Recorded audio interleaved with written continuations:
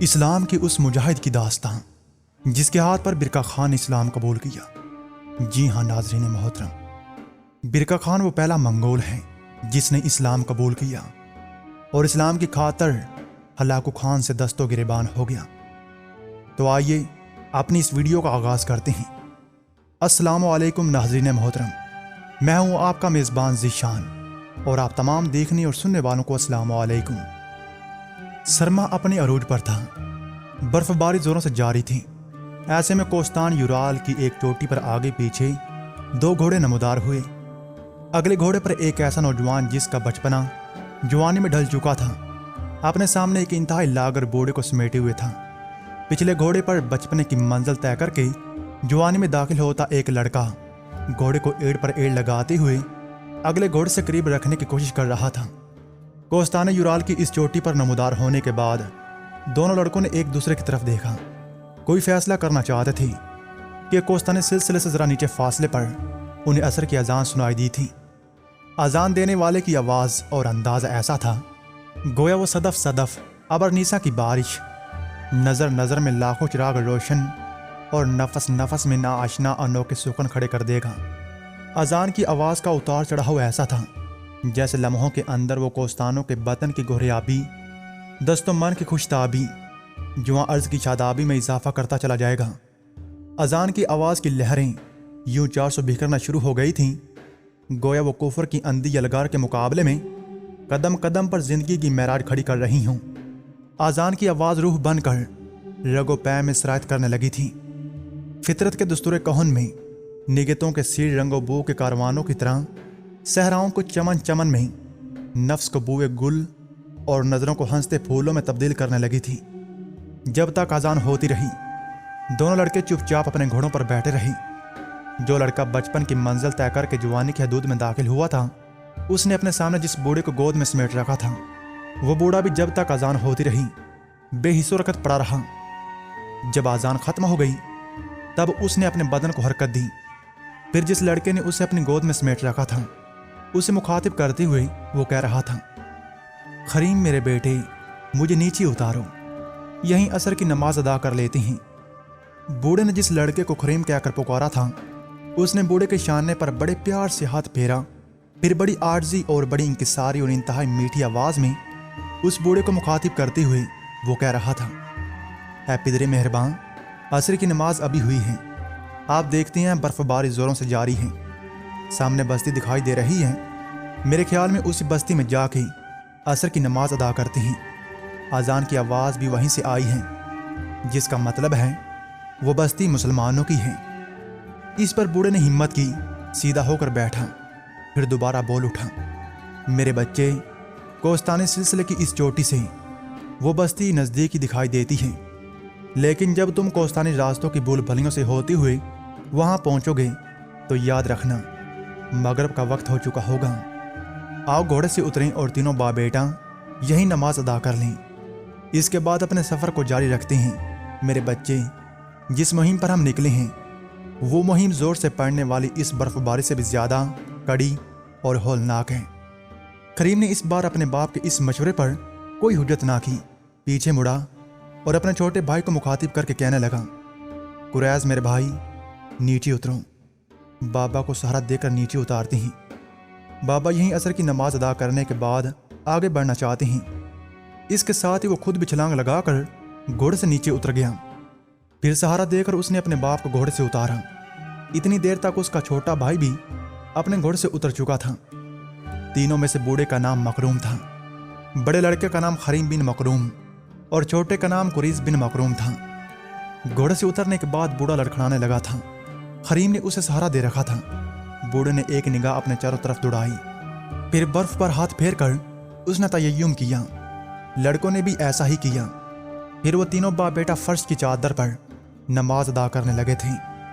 ان کے گھوڑے لگتا تھا تربیت یافتہ تھے، اس لیے کہ جب وہ نماز ادا کرنے لگے تھے تو دونوں گھوڑے نیچے دب جانے والی گھاس کو اپنے سموں سے ننگا کرنے کے بعد گھاس چرنے لگے تھے۔ نماز ادا کرنے کے بعد بوڑھا مکروم کچھ دیر سوچتا رہا، پھر اس نے دعائیا انداز میں اپنے ہاتھ اپنے سامنے کھڑے کیے۔ اس کی طرف دیکھتے ہوئے دونوں بیٹوں خریم اور قریظ نے بھی دعا کے لیے اپنے ہاتھ بلند کیے تھے۔ پھر انتہائی عارضی، انکساری اور ڈوبتی کپکپاتی آواز میں بوڑھا بیمار مکروم دعا مانگ رہا تھا۔ وہ کہہ رہا تھا، اے خدا ہے مہربان، تو ہی صحراؤں میں یہ سایہ دار درخت کھڑے کرتا ہے، ظلموں کے ہجوم میں قندیلوں کو روشن کرتا ہے، تو ہی ستاروں کو بھولے بھٹکوں کے لیے حضر راہ بناتا ہے، آسمان کے خرد کو تو ہی دانش و آگاہ کے ستاروں کا گہوارہ بناتا ہے۔ الہی سامری کے مقابل میں ایسائی کلیم، تیرا سیام زینوں کے لیے روشنی، جانوں کے لیے زندگی کے نشان، پجد مردہ گلوں کے لیے شبنم، اور خون سے لالا کری کرتے زخموں کے لیے مرہم تو ہی فراہم کرتا ہے۔ میرے مالک، تیرے حکم سے ہی یہ اندھی زمین زرد جواہرات اگلتی ہیں، تیرے ہی حکم سے گزرتے وقت کے پیمانے اور وقت کے امکان میں اس تو بود کی ایک ایک خشت پر تقدیر رقم ہوتی ہے۔ صبح ازل سے شام ابد تک تو ہی بزم شہود کی رونقوں کو برقرار رکھنے والا ہے، تو ہی طلسمی جزیروں کو حسن کا گہوارہ، خیالات کی وادیوں کو شفق کا نظارہ، شوریدہ سری کو شگن رفی صبحوں کا گہرا تبسم، اور سرمئی شاموں کی فضاؤں کو تو ہی حسن و مہتاب کی زو عطا کرتا ہے، تو ہی بہاروں کے نخیز خوابوں کو چشم خورشیدی کی سی تجلی، وقت کی مسافت میں سمٹے فاصلوں کے لیے تو ہی وجدان کے غم گشتہ گوہر عیاں کرنے والا ہے۔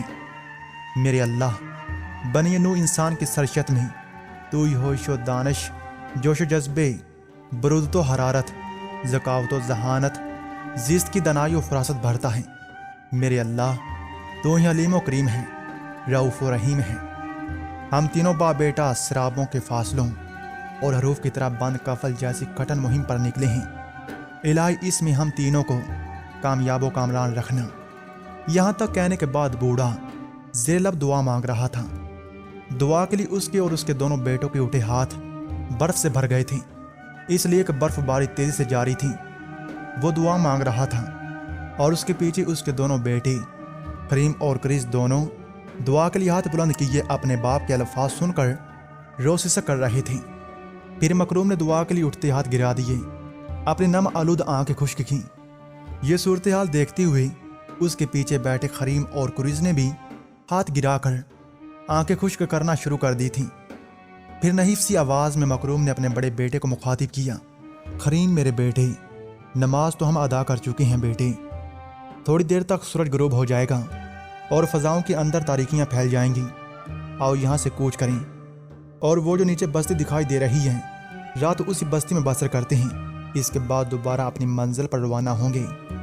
ہو سکتا ہے اتنی دیر تک برف باری تھم جائے اور ہمارا سفر آسان ہو جائے۔ اپنے باپ کے ان الفاظ پر کریم بن مکروم اٹھ کھڑا ہوا اور کہنے لگا، اے میرے محترم باپ، آپ نے درست کہا۔ پھر اس نے اپنے باپ کو اپنے دونوں ہاتھوں پر اٹھایا اور گھوڑے پر بٹھا دیا تھا۔ اتنی دیر تک کریس نے بھاگ کر اس کے گھوڑے کی باگ پکڑ لی تھی جس پر کریم نے اپنے باپ مکروم کو بٹھا دیا تھا۔ پھر کریم نے چھوٹے بھائی کریس کو مخاطب کیا، گھوڑے کی باگ مجھے دے دو اور تم اپنے گھوڑے پر سوار ہو جاؤ۔ کریس نے فی الفور گھوڑے کی باگ کریم کو تھما دی۔ کریم نے ایک ہاتھ سے گھوڑے پر بیٹھے اپنے باپ کو تھامے رکھا، دوسرا ہاتھ زین پر رکھنے کے بعد اس نے ایک جست لگائی اور اپنے باپ کے پیچھے گھوڑے پر سوار ہو گیا تھا۔ اتنی دیر تک کریس بھی اپنے گھوڑے پر بیٹھ گیا تھا۔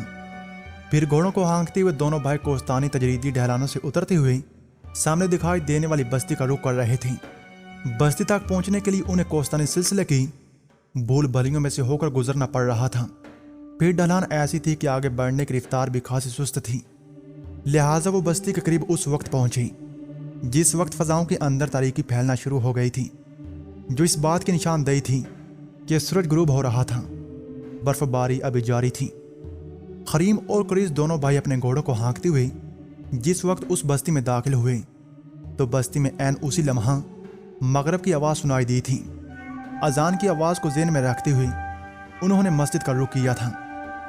دونوں بھائیوں نے اپنے گھوڑوں کو مسجد کے باہر آن روکا۔ کریم اپنے گھوڑے سے اترا، پھر اپنے باپ مکروم کو اپنے دونوں ہاتھوں میں سمیٹ کر گھوڑے سے نیچے اترنا چاہتا تھا کہ بوڑھا گراتے ہوئے بول اٹھا، کریم میرے بیٹے، لگتا ہے جس مہم پر ہم تینوں باپ بیٹا نکلے ہیں میں اس مہم کی ابتدا، اس کا انجام دیکھ نہ سکوں گا۔ بیٹے، میری تکلیف زیادہ بڑھ گئی ہے، اب تو گھوڑے سے اترا بھی نہیں جاتا۔ اتنی دیر تک چھوٹا بھائی کریس بھی اپنے گھوڑے سے اتر کر کریم کے پاس آن کھڑا ہوا تھا۔ اپنے باپ کے ان الفاظ پر وہ اداس اور افسردہ ہو گیا تھا۔ چھوٹے بھائی کی موجودگی کا احساس کرتے ہوئے کریم نے فوراً اپنے آپ کو سنبھالا اور پھر مکروم کو مخاطب کرتے ہوئے وہ کہہ رہا تھا، اے میرے باپ، میں دیکھتا ہوں آپ کو تیز بخار بھی ہے، لاغر بھی ہو چکی ہیں، سردی بہت زیادہ ہے۔ اس وقت ہم بستی کی مسجد کے سامنے کھڑے ہیں۔ اے میرے باپ، بستی کافی بڑی لگتی ہے، کوئی نہ کوئی طبیب ہوگا جس سے ہم دونوں بھائی آپ کا علاج کرا سکتے ہیں۔ بستی میں کوئی نہ کوئی سرائی یا بٹھیار خانہ ضرور ہوگا جہاں ہم سستے معاوضے پر رات بھی بسر کر سکیں گے۔ کریم کو کہتے کہتے رک جانا پڑا، اس لیے کہ عین اس لمحہ ایک معمر شخص اس کے قریب آیا اور اسے مخاطب کرتے ہوئے کہنے لگا، نوجوان تو کون ہے؟ تیری گفتگو میں نے اس بوڑھے کے ساتھ ساری تو نہیں سنی، اس سے میں نے اندازہ لگایا ہے کہ تم تینوں اس بستی میں اجنبی ہو اور تینوں شاید باپ بیٹے بھی ہو۔ کریم نے غور سے اس کی طرف دیکھا، پھر دھیمے لہجے میں کہنے لگا، آپ کا اندازہ درست ہے، ہم تینوں باپ بیٹا ہیں۔ میرا نام کریم ہے، میرے باپ کا نام مخروم ہے، اور یہ میرا چھوٹا بھائی ہے، اس کا نام قریز ہے۔ ہم تینوں ایک ایسی مہم پر نکلے ہیں جہاں زندگی ہمارا استقبال بھی کر سکتی ہے، موت ہم سے بغلگیر بھی ہو سکتی ہے۔ راستے میں ہمارا باپ بیمار ہو گیا تھا، ہم نے یہ سفر بڑی مشکل سے کیا ہے اور اب بھی ہم نے بہت آگے جانا ہے۔ قبل اس کے کہ وہ بوڑھا مزید کچھ پوچھتا، کریم کا باپ مکروم بول اٹھا، کریم میرے بیٹے، مجھے سہارا دے کر نیچے اتارو، میں چاہتا ہوں اس بستی کی مسجد میں نماز ادا کروں، شاید یہ میری زندگی کی آخری نماز ہو۔ وضو نہیں کر سکوں گا، تیمم کر لوں گا، میرے بچے مجھے اٹھا کر مسجد کے اندر لے چلو۔ جس وقت کریم اپنے باپ کو اپنے دونوں ہاتھوں میں سمیٹ کر نیچے اتارنے لگا تھا، وہ بوڑھا آگے آیا اور کریم کو مخاطب کر کے کہنے لگا، عزیز بیٹے، میرا نام غلزئی ہے، میں الحمدللہ مسلمان ہوں، اور اس بستی کے زیادہ تر لوگ یا چاک ترک اور مسلمان ہیں۔ دیکھو، تمہیں فکر مند ہونے کی ضرورت نہیں، اگر تم تینوں اجنبی ہو اور ایک خطرناک مہم پر نکلے ہو تو پھر تم تینوں کو فکر مند ہونے کی ضرورت نہیں ہے۔ تم تینوں کسی سرائے نہ ہی کسی بٹھیار خانے میں قیام کرو گے۔ آؤ پہلے نماز ادا کرتے ہیں، پھر میں تمہیں اپنے ساتھ اپنے گھر لے جاؤں گا۔ تم تینوں کی حیثیت میرے ہاں معزز مہمانوں کی ہوگی۔ آؤ، جماعت کھڑی ہونے والی ہے، پہلے خدائے قدوس کو یاد کریں، اس کے بعد کوئی اور کام کریں گے۔ کریم نے فوراً اپنے باپ کو اپنے دونوں ہاتھوں میں سمیٹ کر نیچے اتارا، دونوں گھوڑوں کو وہیں چھوڑ دیا گیا۔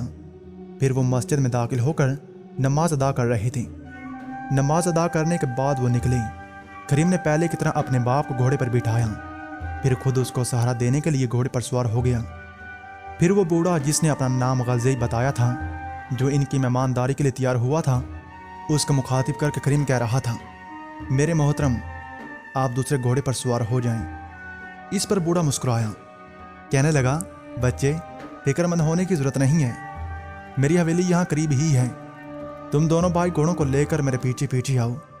قریز اپنے گھوڑے پر سوار نہیں ہوا، بلکہ بھائی کے پیچھے پیچھے اپنے گھوڑے کی باغ پکڑ کر چلنے لگا تھا۔ غلزئی ایک کافی بڑی حویلی کے سامنے رکا، دروازے پر اس نے دستک دی۔ تھوڑی دیر بعد دروازہ کھولا، دروازہ کھولنے والا ایک لڑکا تھا۔ اس لڑکے کی طرف اشارہ کرتے ہوئے غلزئی نے کریم کو مخاطب کیا، اجنبی بیٹے، یہ میرا بیٹا ہے، اس کا نام کبیر ہے۔ اس موقع پر کریم نے اپنے گھوڑے سے نیچے اترنا چاہا تو غلزئی نے تڑپ کر اپنا ہاتھ اس کی ران پر رکھ دیا اور کہہ رہا تھا، نیچے مت اترنا، جس طرح گھوڑے پر بیٹھی ہو اسی طرح بیٹھے رہو، اپنے باپ کو سہارا دیے رہو، اسی کیفیت میں حویلی میں داخل ہو۔ پھر غلزئی کے اشارے پر کبیر نام کے لڑکے نے پورا دروازہ کھول دیا تھا۔ کریم اور قریز حویلی میں داخل ہوئے۔ کبیر نام کا وہ لڑکا جس نے دروازہ کھولا تھا، وہ حویلی کے سکونتی حصے کی طرف بھاگا۔ شاید وہ مہمانوں کے آنے کی اطلاع گھر پر کرنے لگا تھا کہ بوڑھے غلزئی نے اسے پکارا، کبیر، کبیر میرے بیٹے، بھاگ کر میرے پاس آؤ۔ لڑکا مڑا اور بھاگتا وہ غلزئی کے پاس آیا۔ غلزئی نے اس کا گال تھپ تھپایا اور پیشانی چومی، کہنے لگا، بیٹے، بھاگ کر جاؤ، طبیب کو بلاؤ، یہ جو ہمارے مہمان آئے ہیں یہ دو بھائی ہیں اور ان کے ساتھ ان کا باپ ہے جو سخت بیمار ہیں، بیٹے جلدی کرو۔ لڑکے نے جواب میں کسی رد عمل کا اظہار نہ کیا، بلکہ فکر مند ہو کر بھاگتا ہوا حویلی سے باہر نکل گیا تھا۔ غلزئی ان دونوں بھائیوں کو حویلی کے دائیں جانب استبل میں لے گیا۔ اس کے کہنے پر خریم نے اپنے باپ کو گھوڑے سے اتار کر ایک شینشین طرز کی اونچی جگہ لٹا دیا تھا۔ مکروم انتہائی لاغر ہو رہا تھا، اس کا جسم کپکپا رہا تھا اور تیز بخار میں وہ تپ رہا تھا۔ پھر غلزائی کے کہنے پر دونوں بھائیوں نے اپنے گھوڑے کے ساتھ باندھے ہوئے بستر اتار کر اس شینشین پر رکھ دیے۔ گھوڑوں کی زینیں بھی اتار لی تھیں۔ اس دوران غلزائی آگے بڑھا۔ دونوں گھوڑوں کو کھونٹے کے ساتھ باندھنے کے بعد اس نے پہلے انہیں پانی پلایا، پھر ان کے سامنے چارہ ڈال دیا تھا۔ ایسا کرنے کے بعد خریم کے پاس آیا اور استبل کے ایک کونے کی طرف اشارہ کرتے ہوئے وہ کہہ رہا تھا، بچے وہ سامنے دیکھو، وہاں کچھ کمبل پڑے ہوئے ہیں، ان میں سے کچھ اٹھاؤ اور اپنے گھوڑوں پر ڈال دو۔ گھوڑے جب پیٹ بھر کر کھانا کھائیں گے اور ان کمبلوں سے ڈھک رہیں گے تو برف باری میں انہیں سردی سے نقصان بھی نہیں ہوگا اور ان کی تھکاوٹ بھی دور ہو جائے گی۔ وہ دونوں بھائی آگے بڑھے۔ دونوں گھوڑوں پر انہوں نے کمبل ڈال دیے تھے۔ پھر دوبارہ خریم کو غلزائی نے مخاطب کیا، گھوڑوں کی زینوں کے ساتھ جو بستر تم نے اتارے ہیں انہیں یہیں پڑے رہنے دو، اور جانے بھی زین کے ساتھ ہی رہنے دو۔ اپنے باپ کو اٹھاؤ اور میرے ساتھ آؤ۔ خریم آگے بڑھا۔ اپنے باپ کو اس نے اپنی پیٹھ پر اٹھایا۔ پھر دونوں بھائی غلزائی کے پیچھے ہو لیے تھے۔